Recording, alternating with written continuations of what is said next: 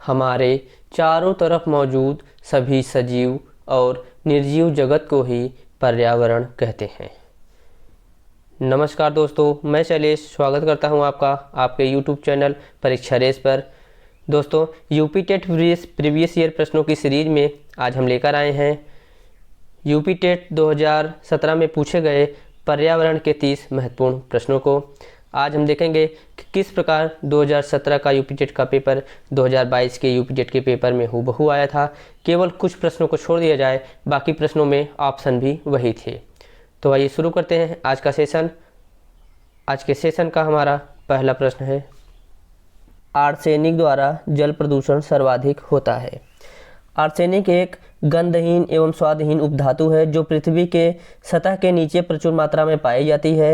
यदि जल में आर्सेनिक की मात्रा बढ़ जाए तो इससे कई बीमारियां होती हैं, जैसे त्वचा का फटना, कैरोटाइटिस, त्वचा का कैंसर, फेफड़ों एवं मूत्राशय से संबंधित कैंसर, ये सब बीमारियां होती हैं। भारत में जो है गंगा और ब्रह्मपुत्र का जो मैदान है, इस क्षेत्र में आर्सेनिक मतलब अधिक सांद्रता में पाया जाता है। तो भारत में जो पश्चिम बंगाल है, यहाँ पे आर्सेनिक से प्रदूषण सर्वाधिक होता है।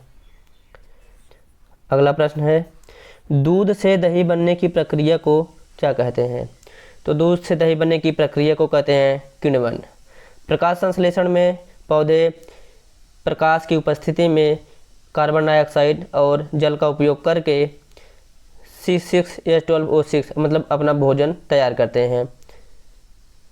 अगला प्रश्न, किस देश के संविधान से मौलिक कर्तव्यों को लिया गया? दोस्तों, मौलिक कर्तव्य को लिया गया था USSR, मतलब कि आज का जो सोवियत संघ, मतलब जो आज का रूस है, यहाँ से मौलिक कर्तव्य को लिया गया था। जर्मनी से आपातकाल को लिया गया था। USA से प्रस्तावना को लिया गया था। यूनाइटेड किंगडम से संसदीय प्रणाली ली गई थी और एकल नागरिकता ली गई थी। तो मौलिक कर्तव्य, इसका उत्तर होगा चौथा, USSR।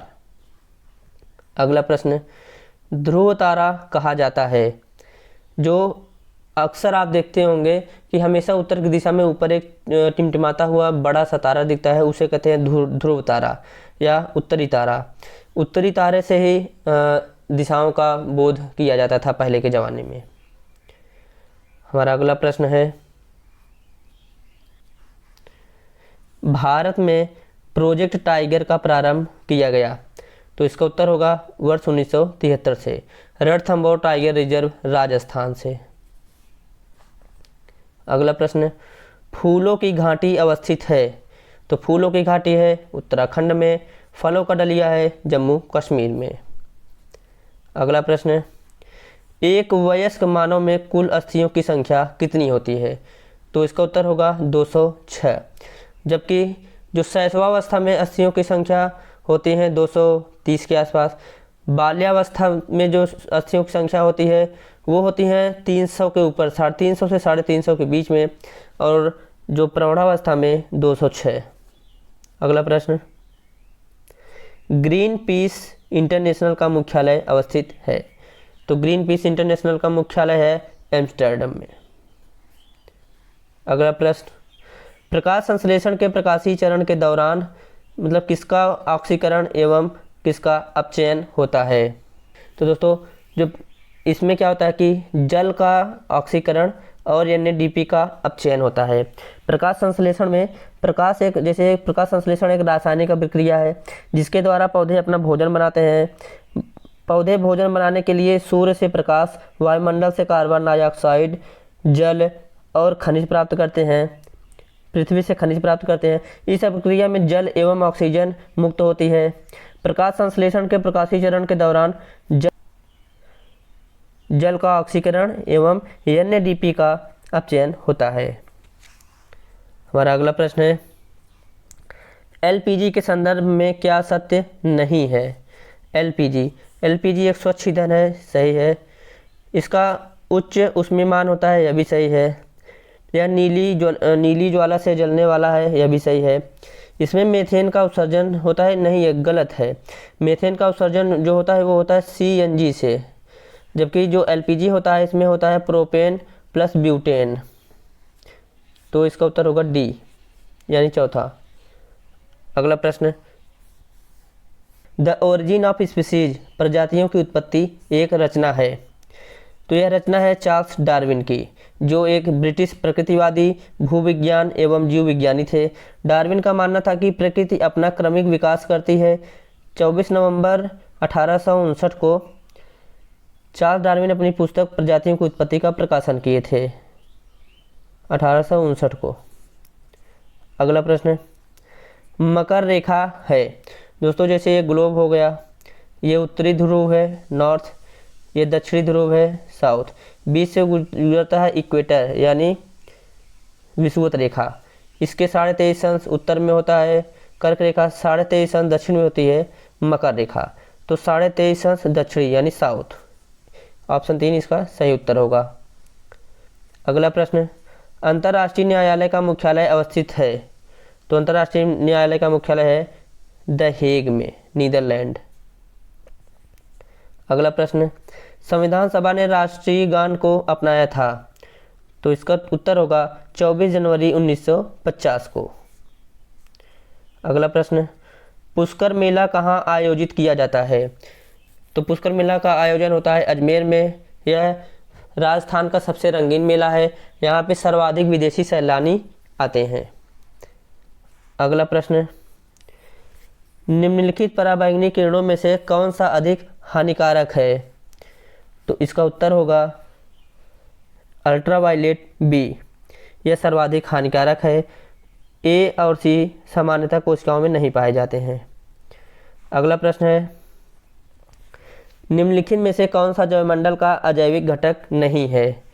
अजैविक घटक, अजैविक घटक का मतलब होता है कि जो निर्जीव हो, ठीक, लेकिन इसमें पूछा है कि जैविक नहीं है, अर्थात इसमें से जो सजीव होगा वह अजैविक घटक नहीं है। प्रोटीन यह निर्जीव है, मृदा निर्जीव, फास्फोरस निर्जीव, यानी कि ये तीनों अजैविक घटक हैं, जबकि कवक जो है यह जैविक घटक है। अगला प्रश्न, गिर शेर परियोजना अवस्थित है। दोस्तों गुजरात दो चीज़ों के लिए बहुत प्रसिद्ध है। पहला, एक कच्छ जो गधों के लिए प्रसिद्ध है, और दूसरा है गिर यानी जो शेरों के लिए प्रसिद्ध है। तो गुजरात के गधे और शेर दोनों प्रसिद्ध हैं। इसका उत्तर होगा ए गुजरात। अगला प्रश्न, WWF world wild life fund,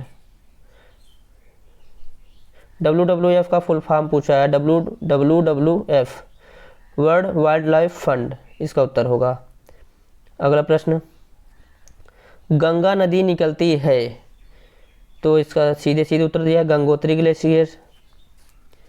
अगला प्रश्न, भारत में निम्नलिखित में से कौन सी एजेंसी मुख्य रूप से प्रदूषण के मापने से संबंधित है।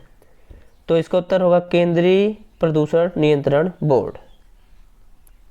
अगला प्रश्न, कोटोपैक्सी एक जागृत ज्वालामुखी है जो अवस्थित है एडीज में।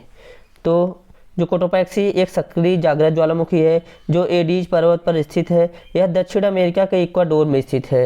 यह विश्व के सबसे ऊंचे ज्वालामुखियों में से एक है। दोस्तों ये सभी प्रश्न देखेंगे आप 2022 के प्रश्नों से मिलता है जुलता है। केवल 2-4 प्रश्नों को छोड़ दिया जाए तो बाकी के सभी प्रश्न आपको 2022 के प्रीवियस ईयर के पेपर में आपको मिल जाएंगे। तो इसलिए हम बार बार यही कहते हैं कि आप लोग प्रीवियस ईयर पर पूरा फोकस करिए। यूपी टिट में कुछ है ही नहीं, आप पूरा प्रीवियस ईयर पढ़िए, अधिक से अधिक प्रैक्टिस करिए। कुछ सिद्धांत हैं जैसे पावलोव के, स्किनर के, थार्नडाइक के, कोहलर के, पियाजे के, इन सबको बाल विकास में पढ़ लीजिए। हिंदी में जो व्याकरण है वही है, अंग्रेजी में जो व्याकरण है वही है, एक बार पढ़ लीजिए, केवल उसका अभ्यास करिए। आपको यूपी टेट पास करने से कोई रोक ही नहीं सकता है। आज का हमारा अगला प्रश्न है, तिब्बत की सांगपो नदी भारत में किस नाम से जानी जाती है। तो जैसा कि आप लोग 2022 के पेपर में देखेंगे वहाँ पे हमने पूरा डिस्क्राइब किया है कि कैसे जो शिवालिक श्रेणी है उसके पीछे मानसरोवर, मानसरोवर के पास से जो है ये सांगपो नदी निकलती है। सांगपो यहाँ अरुणाचल प्रदेश से तीव्र मोड़ लेती हुई अरुणाचल प्रदेश में आती है। यहाँ पे इसका नाम हो जाता है दिहांग। फिर दिहांग और लोहित नदी मिलते हैं तो इसका नाम हो जाता है ब्रह्मपुत्र। भारत में यह ब्रह्मपुत्र नाम से जानी जाती है। अगला प्रश्न, घास भूमि के क्षेत्र में परितंत्र की खाद्य श्रृंखला में सबसे उच्च स्तर के उपभोक्ता होते हैं। कि जो खाद्य श्रृंखला होगी उसका जो उच्च स्तर का उपभोक्ता होगा वो हमेशा ही मांसाहारी होगा। जैसे घास श्रृंखला है तो क्या होगा, पहले उत्पादक होगा, फिर उसका शाकाहारी उपभोक्ता होगा, फिर सर्वाहारी होगा और अंत में होता है मांसाहारी। अगला प्रश्न, वायुमंडल की प्रमुख स्तर जो पृथ्वी तल के नज़दीक है। तो पृथ्वी है तो पृथ्वी के सबसे नज़दीक है क्षोभ मंडल, उसके बाद होता है समताप मंडल। तो इसका उत्तर होगा क्षोभ मंडल। क्षोभ मंडल में ही सभी मौसम संबंधी जितनी घटनाएं होती हैं वर्षा से रिलेटेड, ये सभी क्षोभ मंडल में होती है। समताप मंडल यहाँ पे तापमान समान रहता है, वायुयान जो है समताप मंडल से ही उड़ते हैं। अगला प्रश्न, संयुक्त राष्ट्र सुरक्षा परिषद में कितने स्थायी सदस्य हैं। तो इसका उत्तर होगा 5। रूस, अमेरिका, फ्रांस, ब्रिटेन और चीन इसके स्थायी सदस्य हैं। अगला प्रश्न, सरिस्का राष्ट्रीय उद्यान अवस्थित है। सरिस्का राष्ट्रीय उद्यान अवस्थित है तो इसका उत्तर होगा राजस्थान में। राजस्थान के अलवर जिले में सरिस्का राष्ट्रीय उद्यान है। जो सरिस्का राष्ट्रीय उद्यान एक टाइगर रिजर्व भी है। इसे 1955 में अभयारण्य का दर्जा दिया गया था। हमारा अगला और आज का आखिरी प्रश्न है, पारिस्थितिकी तंत्र में ऊर्जा का प्रमुख स्रोत है।